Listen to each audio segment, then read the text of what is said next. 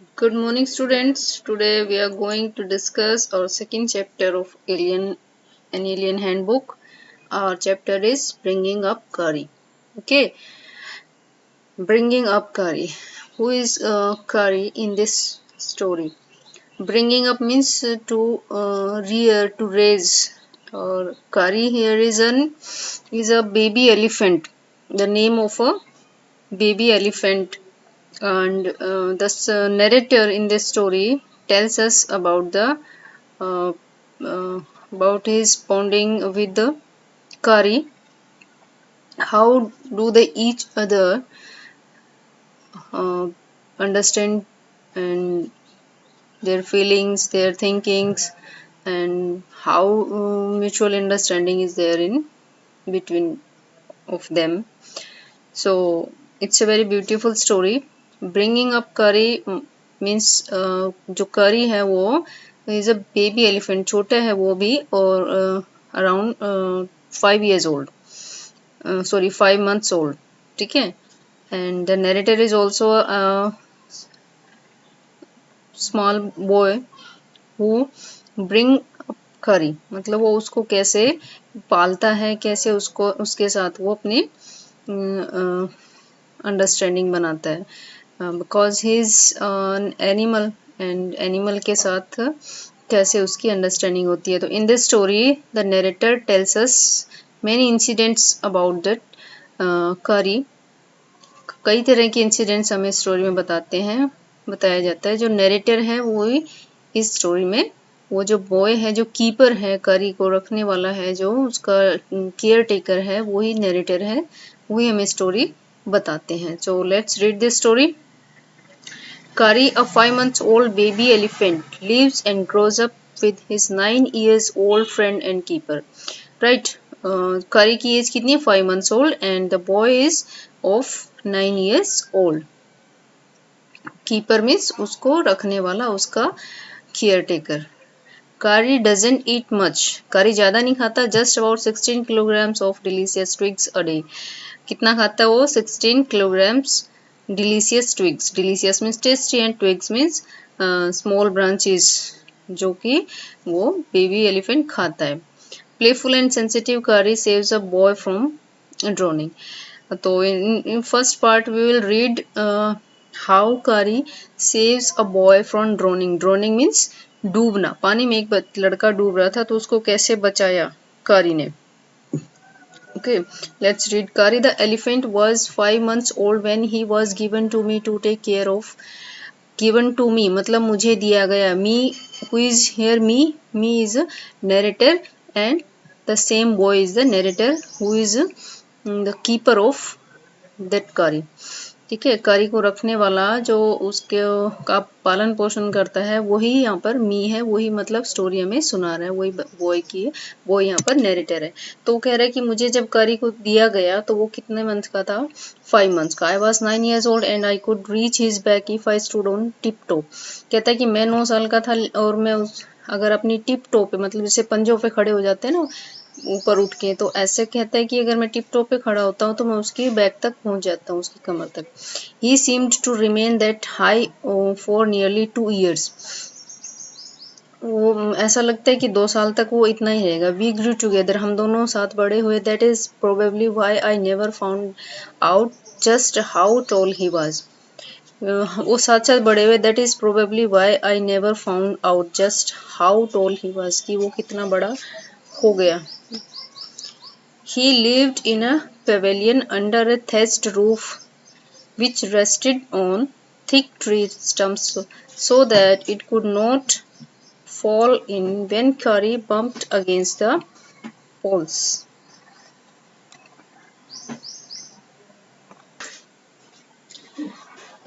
तो he lived in a pavilion, मतलब वो एक pavilion क्या होता है? जैसे मंडप हम इसको कह सकते हैं. जैसे क्रिकेटर्स खेलते हैं तो उनके लिए एक अलग से एक एरिया बना दिया जाता है प्लेग्राउंड में, जहाँ पर वो बैठते हैं, रेस्ट करते हैं, चेंज करते हैं या फिर रिफ्रेशमेंट लेते हैं. तो that place is known as pavilion. तो ऐसे ही थैच्ड रूफ मतलब घास फूस की बनी छत से उसके लिए एक पवेलियन बनाया था, मंडप बनाया था, जो कि स्टेम्प्स, 4 जैसे स्टेम्प खड़े कर दिए जाते हैं, ऐसे चारों स्टेम्प्स खड़े करके उसके लिए एक पवेलियन बनाया था जहाँ पर वो रहता था। और वो ऐसा इसलिए बनाया गया था so that it could not fall in, वो ताकि वो गिरे ना, कब, when Kari bumped against the, when Kari bumped against the poles as he moved about, जब वो हिले तो वो उन पोल से टकराएगा तो वो गिरे ना, इसलिए उनको फर्मली जमीन में गाड़ के स्टम्प्स को, तब उसके लिए वो पवेलियन बनाया गया था, तो वहां पर वो रहता था। One of the first things Kari did was to save the life of a boy, उसने एक लड़के की लाइफ को बचाया, तो सबसे पहला इंसिडेंट हमें ये बताता है वो बॉय। कारी did not eat much but he nevertheless needed 40 pounds of twigs, वो ज्यादा नहीं खाता था, कितनी खाता था, 40 points of, it's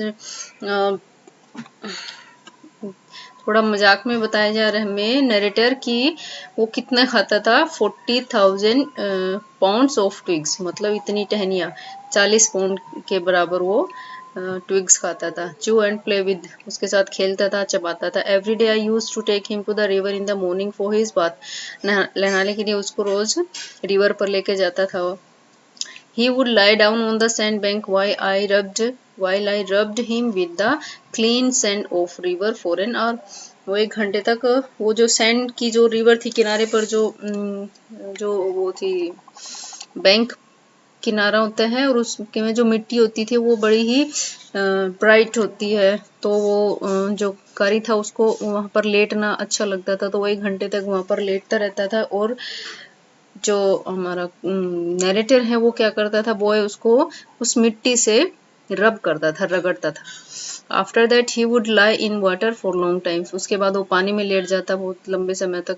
on coming out his skin would be shining like a ebony, जब वो बाहर निकलता तो उसकी जो स्किन थी, ब्लैक स्किन थी, वो इबोनी की तरह शाइन करती थी। Ebony is a dark black colour होता है जिस जैसे कारी की स्किन चमकती थी। And he would squeal, squeal means वो आवाज निकालता था, क्राई करता था, जैसे कि वो बहुत ही अच्छा फील कर रहा है, खुशी उसको हो रही है। With pleasure as I rubbed water down his back, then I would take him by the ear because that is the easiest way to lead an elephant, फिर वो उसको कान से खींचता था क्योंकि ये सबसे इजीएस्ट वे है लीड करने का एलिफेंट को। इन दिस स्टोरी आगे कुछ ये भी बताया जाएगा कि एक एलिफेंट को कैसे बातों को अंडरस्टैंड करवाया जाता है, उसको कुछ हिंट्स दी जाती है जिससे वो उनको फॉलो करता है और वैसे ही वो रिएक्ट करता है। And leave him on the edge of the jungle while I went into the forest to get some luscious twigs for his dinner, तो उसको ले जाकर बाहर बॉर्डर पर छोड़ देता था जहाँ जंगल शुरू होता है, और वो खुद जंगल के अंदर चला जाता ताकि उसके लिए वो ल्यूसियस मतलब टेस्टी डिलीशियस ट्विग्स ला सके खाने के लिए, डिनर के लिए। One has to have a very sharp has to cut down these twigs, it takes half an hour to sharpen the hatchet because if a twig is mutilated an elephant will not touch it, तो कहता है कि उसकी जो उसके लिए जो twigs लेकर आता था उसमें बड़ा टाइम लगता था उसको। पहले तो अपनी हैचेट मतलब स्मॉल एक्स, छोटी जो कुल्हाड़ी होती है उसको हैचेट बोलते हैं, तो उसको शार्प करना, फिर उसको उसके लिए ट्विग्स काटना, इसमें कम से कम आधा घंटा तो उसको शार्प करने में लग जाता था, क्योंकि अगर वो जो ट्विग्स उसके लिए काटता था अगर वो म्यूटिलेटेड मतलब अगर वो कटी फटी होती तो एलिफेंट उसको खाना पसंद नहीं करता। It's a nature of elephant, उसको साफ सुथरी ट्विग्स ही चाहिए खाने के लिए। It was not an easy job to get twigs and saplings for Kari, ये had to climb off grinds. In this paragraph he tells us about कैसे वो उसके लिए अच्छी ट्विग्स ढूंढता और उनको इकट्ठा करके उसके लिए लेकर आता था। When I suddenly heard Kari calling to me, तो वो कहता है कि जब वो I was gathering some one spring day in March, मार्च के महीने में स्प्रिंग सीजन का टाइम था, जब वो उसके लिए ट्विग्स काट रहा था तो वो कारी की आवाज सुनता है, कहीं दूर से उसको आवाज़ आती, वो उसको बाहर छोड़ जाता था, ये रोज़ की रूटीन थी। तो उसको अचानक से कारी की चिल्लाने की आवाज़ आती। As he was still very young, जैसे वो बहुत ही छोटा था। The call was more like that of a baby than an elephant. तो उसकी जो चीख थी वो बिल्कुल ऐसी थी जैसे कोई बच्चा बुला रहा हो, चिल्ला रहा हो। I thought somebody was hurting, मैंने सोचा किसी ने उसको हर्ट किया, मारा। So I came down from my tree and ran very fast to the edge. वो दौड़कर उसके पास गया और देखा इधर उधर, कहीं भी कारी दिखाई नहीं दे रहा था। I looked all over side but he could not find. I went near the edge of water, वो जो नदी थी साथ में उसके किनारे पर गया, देखा। एंड सा black something struggling above its surface. तो कुछ काली सी चीज जैसे पानी में स्ट्रगल कर रही है ऊपर आने के लिए, उसको ऐसा लगा। देन इट्स रोज हायर, तब ये ऊपर उठा। And it was the trunk of my elephant. I thought he was droning. उससे लगा कि वो जो एलिफेंट, बेबी एलिफेंट है, वही डूब रहा है। I was helpless because I couldn't jump into the water and save the 400 pounds of him since he was much higher than I। तो वो कंफ्यूज हो रहा था कि हेल्पलेस था कि मैं क्या करूं, मैं पानी में कूद के भी उसको नहीं बचा सकता क्योंकि वो तो उससे बहुत बड़ा, एलिफेंट की जो बॉडी होती है वो तो बहुत बड़ी होती है। 400 पाउंड्स का था वो। But I saw his back rise above the water and moment he caught my eye। जल्दी वो पानी से ऊपर आ गया और उसको मुझे उसकी आंखें दिखाई दी। He began to trumpet and struggle up to the shore।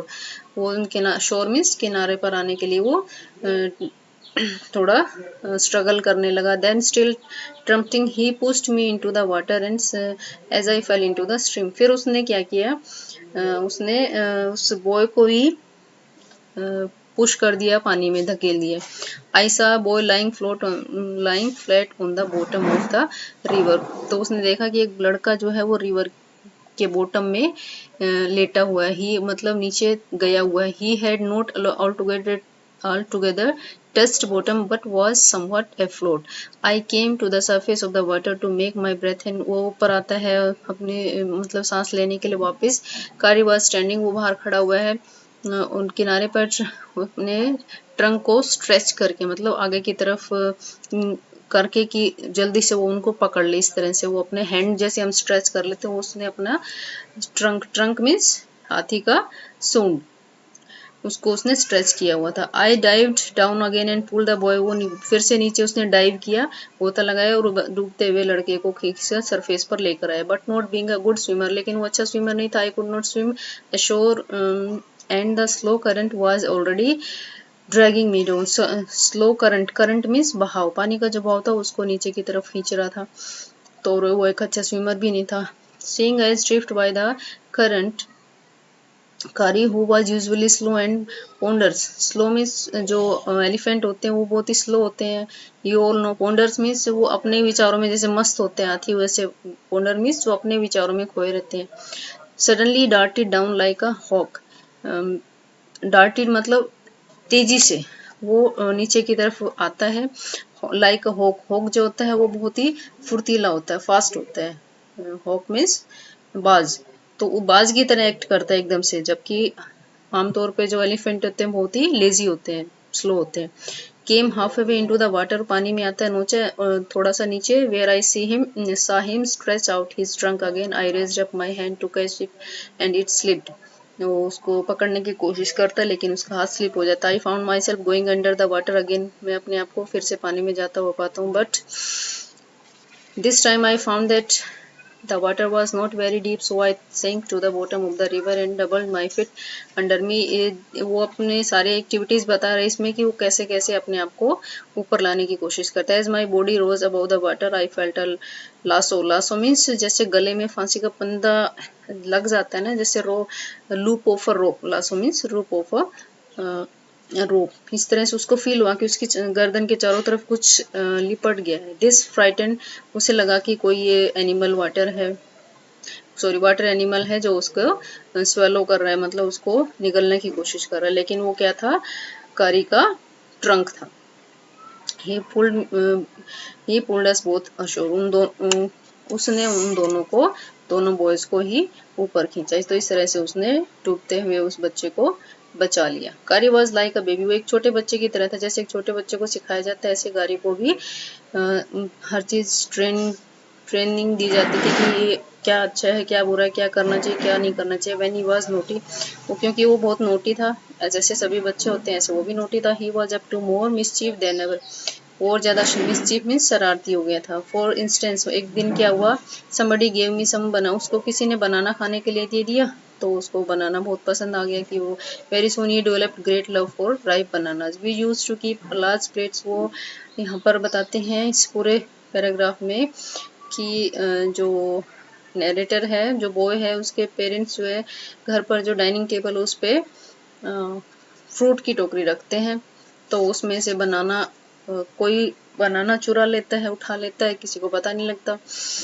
तो वो पहले तो जो सर्वेंट होते हैं उन पर ब्लेम करते हैं कि भाई सर्वेंट्स ने चुरा लिए। उसके बाद नेक्स्ट टाइम फिर होता है तो जो बॉय है, जो नरेटर है, उसी पे को ब्लेम किया जाता है कि भाई बनाना तुमने चुराया। Like this next day while I was sitting in the dining room wondering whether I should take some fruit from the table, वो टेबल के पास बैठा हुआ था नरेटर और कुछ फ्रूट्स खा रहा था वो भी। Without my parents permission I a long black thing, तो उसने देखा एक लंबी सी काली चीज मस्ट लाइक अ स्नेक की तरह suddenly came through the window, वो विंडो से आई जैसे कि स्नेक आ रहा हो, इस तरह की कोई चीज ब्लैक कलर की। Disappeared with all the bananas, और सारे बनानाज उसने उठा लिए, डिसअपियर हो गए मतलब गायब हो गए वहां से। I was very much frightened, बहुत डर गया था, because I had never seen snakes eat bananas, कि मैंने कभी स्नेक को बनाना खाते हुए नहीं देखा, और ये कैसा स्नेक है जो बनाना उठा के लेके जा रहे हैं। I thought it must be a terrible snake that would sneak in and take fruit. I crept out मतलब जल्दी से रेंग कर जैसे चलते हैं ना, ऐसे निकला वो बाहर की तरफ रूम से। With great fear in my heart run out of the house, feeling sure that the snake would come back into the house, eat all fruits and kill all us. वो कर उसे लगा कि वापस आएगा और सारे फ्रूट खा जाएगा और हमें भी खा जाएगा।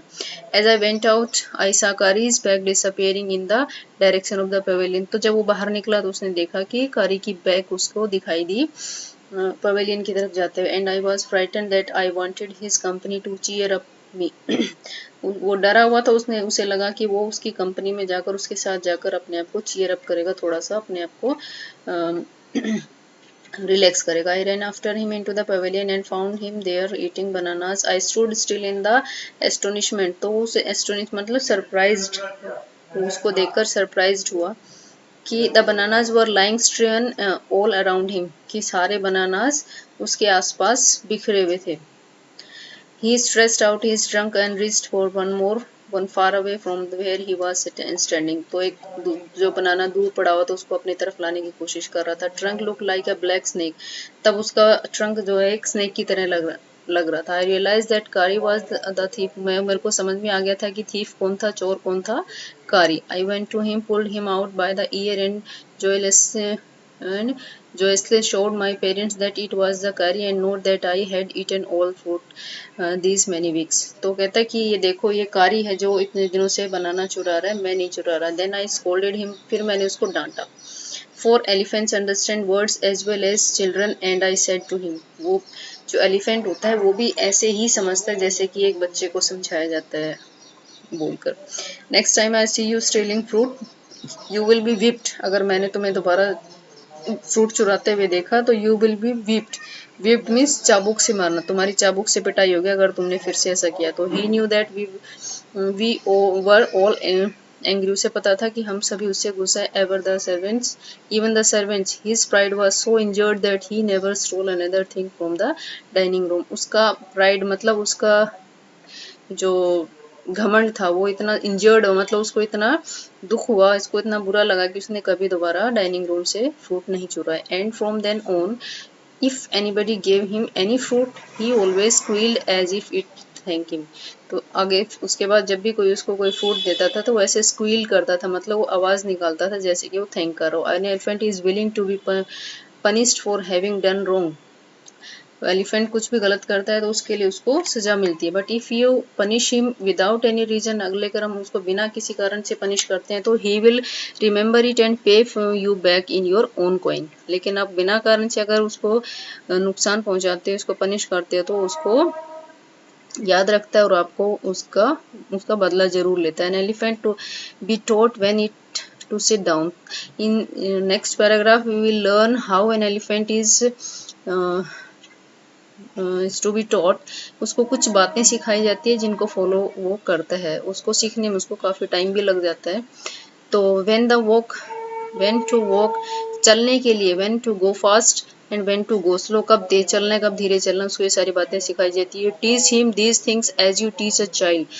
If you say धत, here is a word धत, अगर उसको धत कहते हो and pull him by the ear, और उसको कान पकड़ के खींचते हो और धत बोलते हो तो वो क्या करता है, he will gradually learn to sit down. तो इसका उसको पता लग जाता है कि इसका ग्रेजुअली मतलब स्लोली, धीरे धीरे वो समझ जाता है कि उसको बैठना है, मतलब धत कर कर उसके ईयर को पुल करेंगे तो वो बैठेगा। सिमिलरली इफ यू से मली and pull his trunk forward, और ऐसे ही अगर आप मली बोलते हो और उसके ट्रंक को आगे की तरफ, फॉरवर्ड मीन्स आगे की तरफ पुल करते हो तो वो क्या समझ जाएगा कि उसे वॉक करना मतलब चलना है। कारी लर्न मली after three lessons but it took him 3 weeks to learn धत, मतलब दोनों चीज सीखने में उसको इतना टाइम लगा। He was so good at sitting down, and बैठने में बहुत अच्छा था, मतलब कहते ही बैठ जाता था। And do you know why an elephant should be taught to sit down, क्यों उसको सीखना बैठना सिखाया जाता है? Because he grows taller and taller then you have take care of him, क्योंकि वो इतना ऊंचा लंबा हो जाता है, आपको पता है हाथी की जो हाइट होती है कितनी होती है, तो उसकी केयर करनी मुश्किल हो जाती है खड़े खड़े को।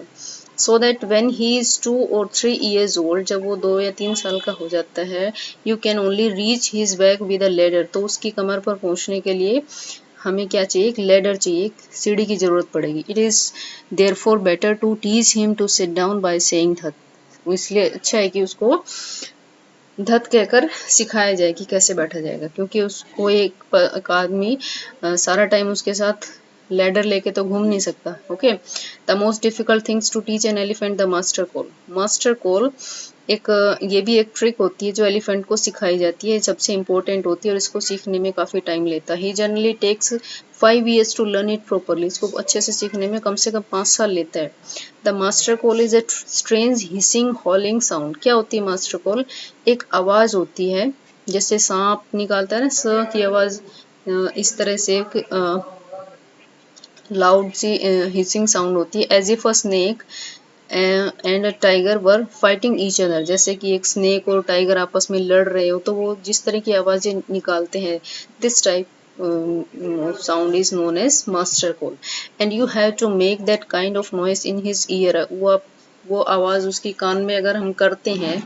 and do you know what you expect an elephant to do when you give him the master call? जब आप उसको मास्टर कॉल देते हो तो वो क्या करते हैं ये बताया जाएगा। If you are lost in a jungle and there is no way out, अगर आप जंगल में कहीं खो जाते हो और कोई आपको रास्ता नहीं मिल रहा निकलने का, and everything is black except the stars above, हर तरफ अंधेरा ही अंधेरा होगा, सिर्फ आपको स्काई में स्टार्स दिखाई दे रहे होंगे और कुछ भी कहीं भी कोई रास्ता नज़र नहीं आएगा। You dare not stay very long anywhere, the only thing to do then is to give the master call, and at once the elephant pulls down the trees in front of him with his trunk. तो ऐसे में जो keeper होगा वो क्या करेगा, master call देगा, और उस मास्टर कॉल को सुनकर जो एलिफेंट होता है वो क्या करता है, जितने भी उसके सामने ट्रीज होते हैं वो सबको पुल डाउन कर देता है, नीचे गिरा देता है। दिस फ्राइटन्स अस ऑल एनिमल्स, उससे सभी एनिमल्स डर जाते हैं और वहां से भाग जाते हैं। As the tree comes crashing down, monkeys wake from their sleep and run from branch to branch, तो उसकी जो टहनियाँ वगैरह तोड़ने की जो आवाज़ होती है उससे मंकी जो है वो डर जाते हैं और इधर उधर भागने लगते हैं। जो भी एनिमल्स होते हैं जैसे टाइगर है कुछ भी है वो सभी वहाँ से भाग जाते हैं, तो इससे जो कीपर होता है, जो पर्सन होता है, सेफ हो जाता है, उसको कोई खतरा नहीं रहता। ठीक है, इन picture you can see also,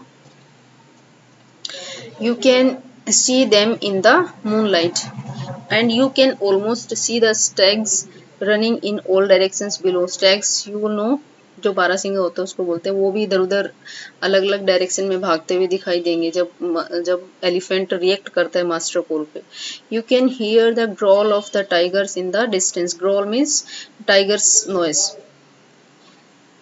दूर से उसकी आवाज आती है, वो भी पास में नहीं आते, सभी डर जाते हैं। इवन ही इज फ्राइटेंड, वो भी डर जाता है। Then the elephant pulls down the next tree and the next tree and the next, तो इसके बाद वो ऐसे ही एक के बाद एक सारे ट्रीज को कूल डाउन करता रहता है और आपके लिए एक पाथ बना देता है, एक रास्ता बना देता है ताकि आप उस जंगल से निकल पाओ. Soon you will find that he has made a road right through the jungle straight to your house. अब जंगल से लेकर आपको घर तक पहुंचने के लिए वो एक रास्ता बना देता है. तो in this way the master call is very important to teach an elephant. ठीक है, तो वो बहुत ही हेल्पफुल होता है किस टाइम, जब कोई जैसे जंगल में लेके जाता है एलिफेंट को, ऑब्वियस सी बात है उसको खाना खिलाने के लिए. तो ऐसे टाइम पे अगर आप कहीं जंगल में खो जाते हैं, आप मीन्स जो उसका केयर टेकर होता है, जो उसका कीपर होता है, तो वो आपके लिए हेल्पफुल होता है. उसको मास्टर कॉल देने पर वो ये सब रिएक्ट करता है, ये उसको टीच किया जाता है और उसको समझने में उसको एटलीस्ट 5 years लग जाते हैं. तो इस तरह से एलिफेंट को सिखाया जाता है. तो इन दिस चैप्टर ये दिखाया गया हमें कि कैसे हम एनिमल्स के लिए फ्रेंडली हो सकते हैं, कैसे एक एनिमल भी हमारे लिए हेल्पफुल हो सकता है अगर हम उसके साथ फ्रेंडली बिहेव करते हैं. तो अगर उसके साथ अच्छा रिलेशन हम बना के रखते हैं, उसको